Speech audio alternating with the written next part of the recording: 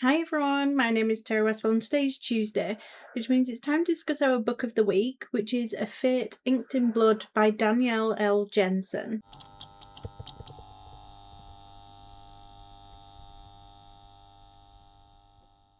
First, this is a spoiler-free section, so if you haven't read this book yet, don't worry about it, it won't be spoiled for you here. There will be some spoiler-related things I want to discuss, but that'll be later on in the video and you will get plenty of warning. If you'd like to join in on any of the discussions, send me your thoughts, comments, or even a short video clip of you discussing the book, then I'll list the next upcoming 4 books in the description below. I rated this book 3.5 stars. A Fate Inked in Blood is a book that I did enjoy. However, I think it's time that I admit something to myself, and that is that perhaps Norse mythology inspired books just isn't my thing. And honestly, I think that it's more of a me problem than any specific problem with the book itself. There were definitely parts that I really did enjoy, but despite some really solid moments, I just wasn't blown away by it. Okay, so quick summary. This book follows a young woman, Freya, who is trapped in an unwanted marriage and dreams of becoming a warrior when she's forced into a fight and reveals that she possesses the blood of a goddess. She discovers that her magic could play a pivotal role in uniting Scotland. Bound by a blood oath, Freya is ordered to train and fight alongside Bjorn, the son of a powerful Jarl who believes that her destiny could change the fate of their people. As they face dangerous enemies, political tension, and challenges from the gods, Freya also has to contend with the increasingly challenging attraction to Bjorn.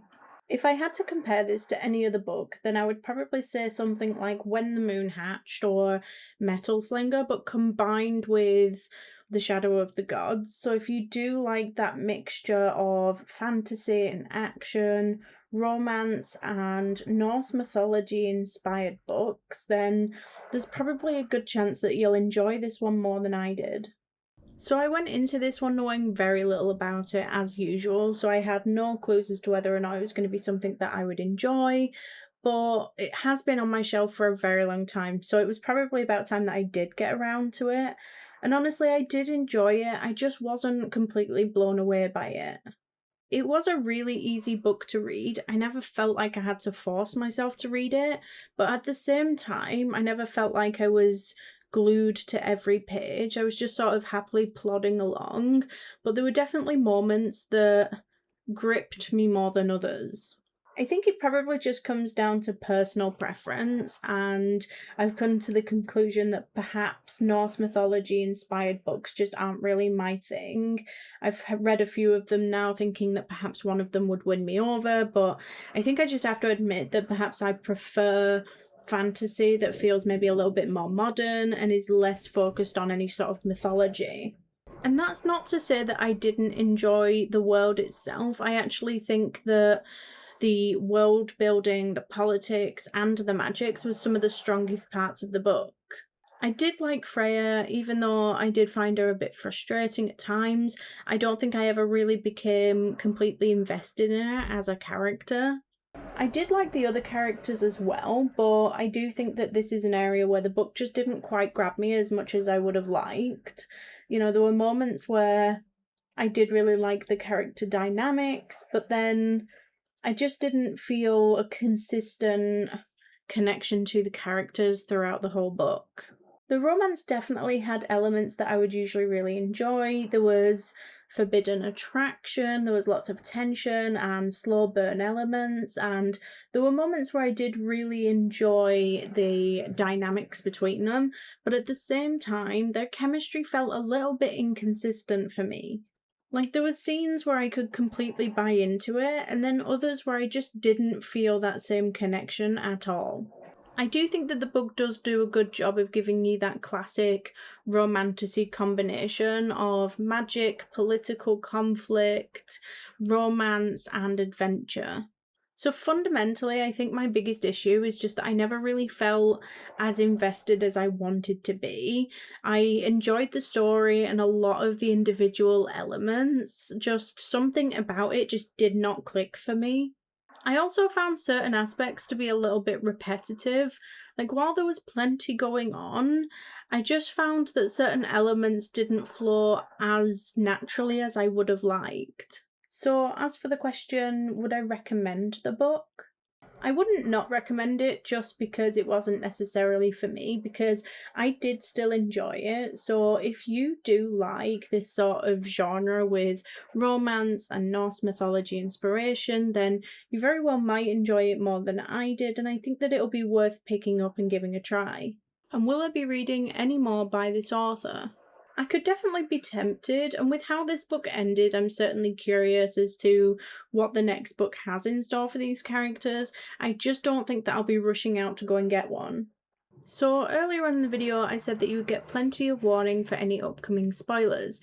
Now this is that moment, so if you haven't read this book yet, I would suggest going doing that first, because beyond this point there will absolutely be spoilers.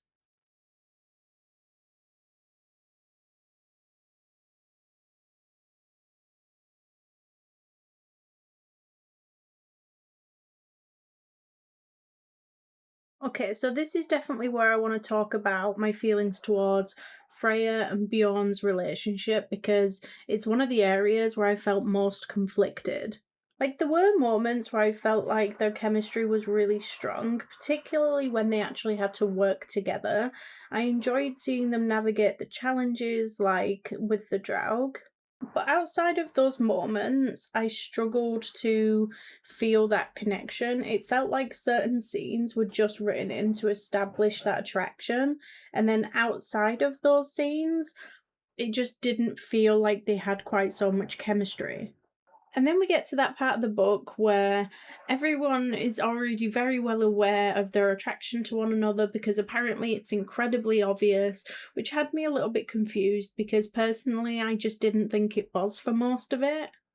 I also have to admit that I wasn't particularly surprised by the big twist ending. I'd already started to suspect where the story was going, and so I wasn't really shocked.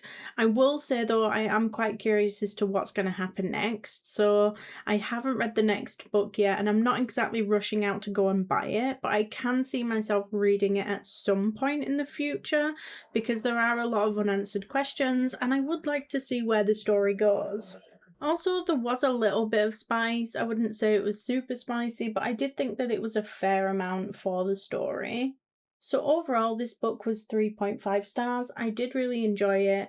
I thought there were some really good elements, especially with the world building, the magic, the politics, and the action. I can see why people did really enjoy it. It just didn't completely blow me away. And honestly, I think I've learned something about myself, and that is that maybe Norse-inspired fantasy just isn't for me. I would still recommend it if this is a genre that you enjoy. I certainly wouldn't rule out more by this author. I just don't think that I'll be seeking out any more Norse-inspired fantasy anytime soon. But if you've read it, let me know in the comments below what you thought. As always, thank you so much for watching. Don't forget to like and subscribe, and I will see you all next week where we'll be discussing Kiss of a Basilisk by Lindsay Straube. If you'd like to be featured in the video, then don't forget to send me your thoughts and comments by Sunday the 30th of August. The following week will be Bad Publicity, but don't forget, if you do need a little bit longer to read a book, we do now list the next 4 books down below along with the discussion dates. That way you can choose the genre that best suits you and the best time frame to read it in.